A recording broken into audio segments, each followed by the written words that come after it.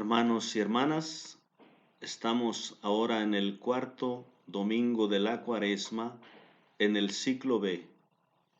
Como hemos comentado la vez pasada, tercer, cuarto y quinto domingo de la Cuaresma, cada ciclo tiene lecturas propias específicas por alguna temática.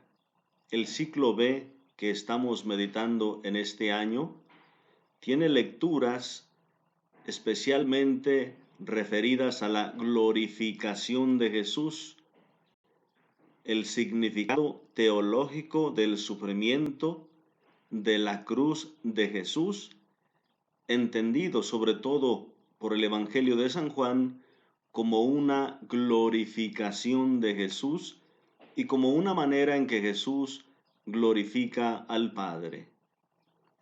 En este cuarto domingo de Cuaresma se medita el texto de San Juan capítulo 3, versículo 14 y siguientes. Recordando en el verso 14 aquella frase, así como Moisés levantó la serpiente en el desierto, así será levantado en alto el Hijo del Hombre. Ciertamente, el texto de San Juan tiene de fondo aquel relato del Antiguo Testamento en el desierto, cuando por la desobediencia pues eran mordidos por las serpientes y morían, y luego pues Moisés va a clamar a Dios en nombre del pueblo, y Dios le va a decir a Moisés que construya una serpiente de bronce, la ponga en un asta, en un palo, y el que la mire sanará. El día de hoy no se nos presenta este relato en la primera lectura, sino más bien un relato del libro de las Crónicas, recordando también la desobediencia del pueblo de Israel como la causa de que hayan sido llevados al destierro a Babilonia. De todas maneras, la narración es sobre el pecado del pueblo como consecuencia de un castigo posterior. Y bueno, San Juan recuerda este pasaje de la serpiente en el desierto, recordando siempre estas situaciones que pasó el pueblo allá en la época de Moisés. ¿De qué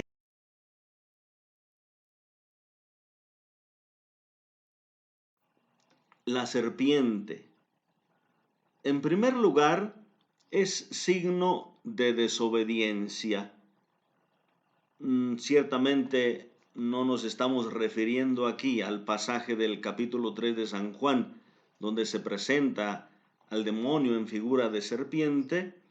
No sabemos si el escritor del libro de los Números, donde aparece esta serpiente en el desierto, tenga alguna referencia al pecado del Génesis. Lo que sí es cierto es que es una referencia simplemente al pecado. Pero entonces, la serpiente que va a levantar Moisés en un palo, en un asta, es un signo primero de desobediencia. No tiene que olvidar el pueblo, al ver a la serpiente en el asta, que las serpientes fueron consecuencia de sus desobediencias, de sus pecados. Porque por las serpientes o las mordeduras de las serpientes ellos morían. Es decir, el pecado causa la muerte. Y el tener una serpiente en un palo les recuerda que esa es la consecuencia primero del pecado. Por otra parte, la serpiente también al mismo tiempo se convertía en un signo de curación.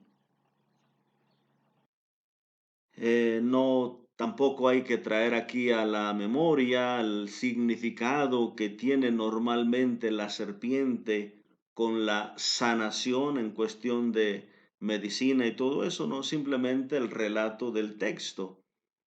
Pero viendo también la serpiente en el palo, iban a sanar, lo que le dijo Dios a Moisés. Todo el que la mire sanará. O sea, el que mire a esta serpiente levantada en el desierto, en el palo.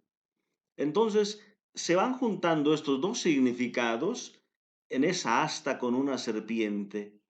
Por una parte les recuerda su pecado, pero por otra parte, al verla, pueden encontrar la sanación.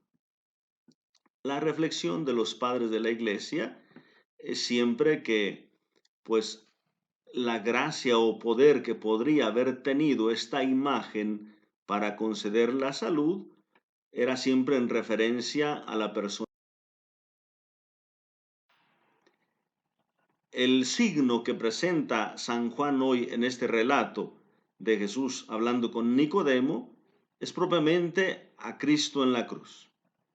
Como Moisés levantó la serpiente en el desierto, será levantado en alto el Hijo del Hombre. Entonces, el Hijo del Hombre, ¿de qué es signo? O más bien, la cruz, Cristo en la cruz, y esta cruz se convierte en un signo. ¿De qué es signo la cruz? Entonces, recordemos siempre la desobediencia. La cruz era un castigo, la muerte en cruz era un castigo para los rebeldes, para aquellos asesinos o pecadores de alguna manera grandes. Entonces, para los judíos incluso la cruz era una maldición, era signo de alguna vida de pecado. Y es un signo de desobediencia porque la cruz siempre nos va a recordar el sufrimiento que tuvo que pasar Jesús por nuestros pecados. Entonces, el ver la cruz siempre tiene que recordar el dolor por nuestros pecados. Pero al mismo tiempo, Jesús va a convertir esta cruz en un signo de amor, porque Él abraza la cruz, no por que le guste el dolor, porque quiera sufrir, no, abraza la cruz porque mediante ese amor, mediante ese sufrimiento, Él nos va a salvar. Entonces, por amor, asume el dolor, asume el sufrimiento, y entonces la cruz se convierte para nosotros en el signo más grande del amor, de la donación, de la entrega. También la cruz es signo de saldo, de perdón. Saldo en el sentido de saldar, de pagar. El pecado siempre merece una pena, un castigo, pero Jesús quiso saldar nuestra deuda, pagar nuestra deuda en la cruz. Y entonces la cruz se convierte en un signo de que nuestra deuda está saldada y por lo tanto nosotros podemos tener ya el perdón. Signo de deuda saldada y del perdón que nos ofrece Jesús. Y también la cruz se convierte para nosotros en el signo máximo de la salvación.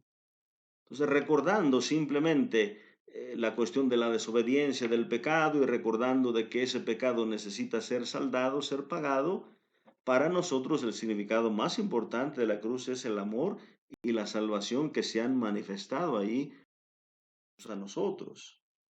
Este es el signo más grande. Por eso recordamos aquella frase de Pablo: en cuanto a mí, no quiero sentirme orgulloso, sino en la cruz de Cristo, en este Cristo que ha dado la vida por mí en la cruz. Pues es la cruz también un signo para el cristiano. Jesús ha dicho: el que quiera seguirme, niéguese a sí mismo, tome su cruz y sígame. Marcos 8:34. La cruz, que es una manera de glorificación a Dios, que es una manera en que Jesús también da gloria al Padre, es la que nos va acercando en esta cuaresma a la próxima celebración de la Pascua. Sigamos recordando esas palabras. Tomemos la cruz de cada día.